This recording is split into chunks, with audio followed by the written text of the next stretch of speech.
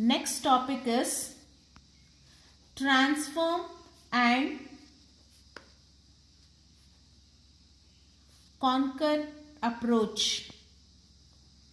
First of all, let us understand what is transform and conquer.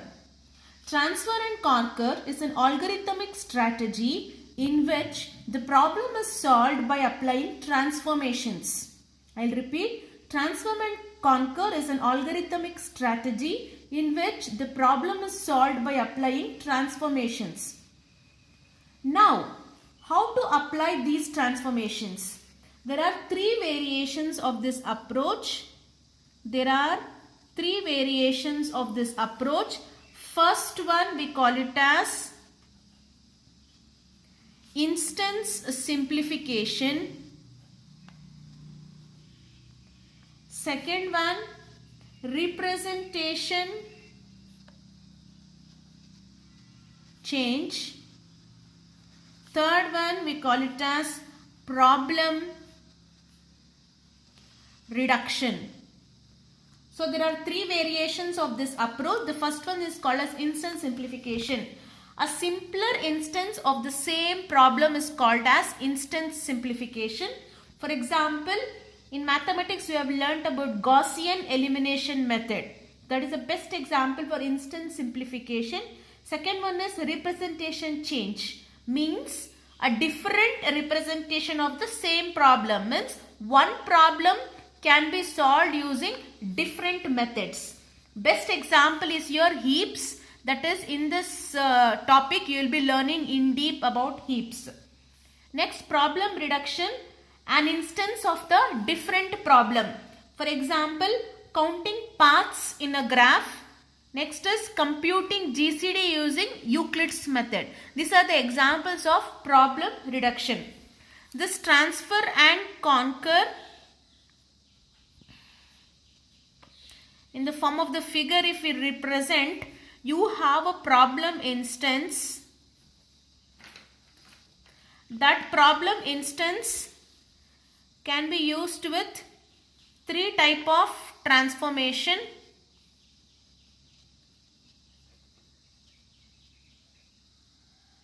That is, one is instance simplifications, or we call it as simpler instance, or another representation, that is representation change, or you can apply problem reduction. The another problem instance, that is problem reduction. So these are the three problem instances where you can solve the given problem instance, and either applying simpler instance or representation change or problem reduction, you can find the solution. I think all of you got what is transform and conquer. Next we'll go to the important topic, that is heaps and heap sort. So in this section we will learn about what is heap and how to construct a heap. First we'll see the definition of a heap. Heap is a complete binary tree or a almost complete binary tree in which every parent node be either greater or lesser than its child nodes. We call this as a parent node and we call this as a child node. This is a left child and this is right child. I'll repeat. Heap is a complete binary tree or almost complete binary tree in which every parent node be either greater or lesser than its child nodes. In this heap we have two types. One is min heap and another one is max heap. First we'll see what is max heap. The name itself is telling max heap, means maximum. Means a max heap is a tree in which value of each node is greater than or equal to the value of its children nodes. For example, I'll give for this example. This is your parent node, that is 18 value is. This is left child is having 12 and right child is having 4. again this becomes the parent node if you are having the child nodes. This is again 12 and I'll give it as some 11 and 10. Okay, so this is what actually, if you see, a maximum heap is a tree. Yes, it is a tree in which value of each node is greater than or equal to the value of the children nodes. Means 18 is greater than 12 and 4. 12 is greater than 11 and 10. That is called as maximum heap. Next we'll see what is minimum heap. A minimum heap is a tree in which value of each node is less than or equal to the value of its children nodes. Means for example, I have 4, that is parent node. I have child nodes as 12 and 14. So what is this actually? This is having the minimum when compared to the child nodes. So this is called as minimum heap. Again, if this is having child, I told it can be equal also or it may be greater also. So 25 and 45. So this is an example of minimum heap. I will repeat. A maximum heap is a tree in which value of each node is greater than or equal to the value of its children nodes. A minimum heap is a tree in which each node is less than or equal to its children nodes. I think all of you got this. Next, we'll see the properties of heap. So in properties of heap, you have 5 or 6 properties. We'll see each of the property. Okay, as I told you before itself, if you tell heap, it should be what? It should be a complete binary tree. Okay, next it should satisfy parental property. Parental property. What is this parental property is? The parent being greater or lesser in the heap is called as parental heap. Okay, so there are 2 properties of the heap, important properties. You have 5 or 6. The important properties are 2. One is it should be a complete binary tree and it should satisfy the parental property. Okay. Next, before understanding the construction of the heap, let us learn few basics that are required while constructing the heap. Because you should know, if you take any tree, binary tree, you should know what is level, what is height of the binary tree. Like that you should know what is complete binary tree. So we'll see what is. First we'll see what is level of binary tree. So level means, for example, I have written like this nodes, correct? This is your parent node, sorry, your child nodes. Again you have some child nodes. Okay. So level of a binary tree. The root of the tree is always, we call it as level 0. Any node is always at a level 1 or more than the parental node's level. Okay, this is called as level 1. That is, for example, I name it as 10, 20 and 30. This 20 and 30 are level 1. Okay, this is your level 2. So 40, 50, if I name 60, 70, all your 40, 50 are under level 2. And this is 70 if I name, for example, this is your level 3, that is 70. Okay, this we call it as levels. This is first one, the basic. Second one, height of the tree. What is this height of the tree is? As I have written from level here, level 0 to level 3. So this is the overall, we call it as height. Okay, the maximum level in this tree is, what is the maximum level? Here 3, correct? Then height of this tree is 3. Means how many levels you have, that will give you the height of the tree. So the height of the tree is what? The maximum level is the height of the tree. The height of the tree is also called as depth of the tree. Okay. So how many levels you have? That many level will be your height of the tree or depth of the tree. So if you have 3 levels like this, the height is 3. If I have one more like this and level 4, the height will be 4. Keep in mind.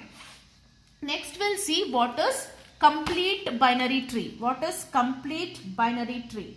The complete binary tree is a binary tree in which all leaves are at the same depth or total number of nodes at each level. For example, if I take I, this should be 2 to the power of I. I'll explain what is this. I'll take an example. I'll tell what is complete binary tree. If I have 10, 20, 30, 40, 50, 60, 70, 80, 90, 91, 92, 93, 94, 95, 96. This is actually a complete binary tree. Okay. This figure is complete binary tree. Okay. Next, I'll tell what is this I, that is 2 to the power of I. This is what I told, this is level 0. Correct? Level 1. This is level 2, level 3. These are 0, 1, 2, 3 are nothing but it represents I value. Okay. Means that is first node. Okay. That is 2 to the power of I. What is I here? 0. So 2 to the power of 0. What is the 2 to the power of 0 here? Anything to the power of 0 is 1. Okay. Next, coming here, we call it as 2 to the power of I. That is 2 to the power of, what is I value here? 1. That is 2. Means it is containing 2 nodes. Here how many nodes here? 1 nodes. That is the meaning of 2 to the power of I. Here next 2 to the power of I is equals to how many I, what is the I value? This is which level actually? Second level. So that is 2 to the power of, that is equal to 4. So it can contain how many nodes here? 4 nodes. Coming here 2 to the power of 5. What is the value of I here? 3. 2 cube is what actually? 2 to the 4, 4 to the 8. So it is 8. So how many it should contain? 8 nodes it contains. So the total number of goes on. Okay. So always the complete binary tree are 2 to the power of h plus 1 minus 1. Where what is this h? H is the height of the tree. So what is height of the tree here? H is equals to 3. So if I calculate for this 2, what is h? 3 plus 1 minus 1. That is 3 plus 1 is 4. 2 to the power of 4 is 16. 16 minus 1 is equals to 15. So totally how many nodes actually?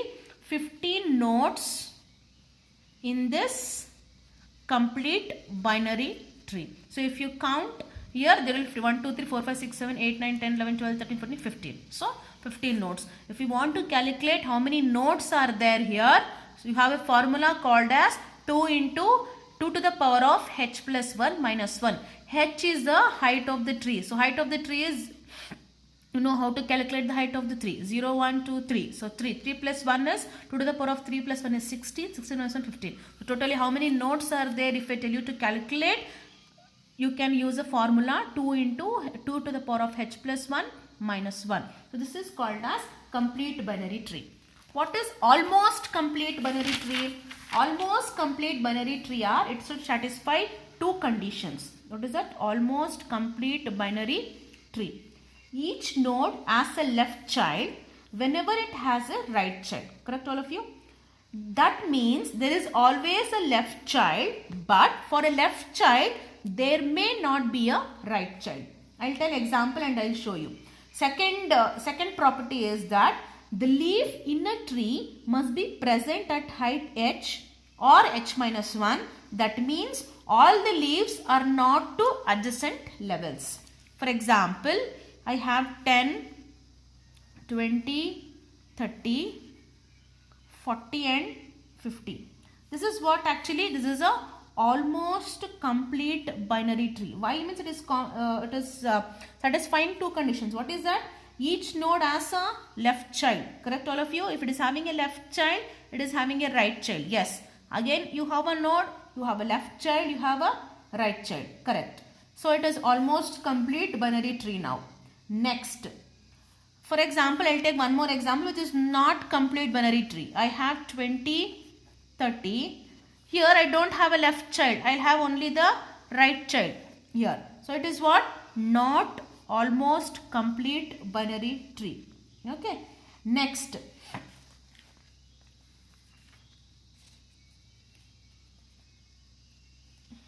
So these are some of the examples of almost complete binary tree and not a complete binary tree. Okay.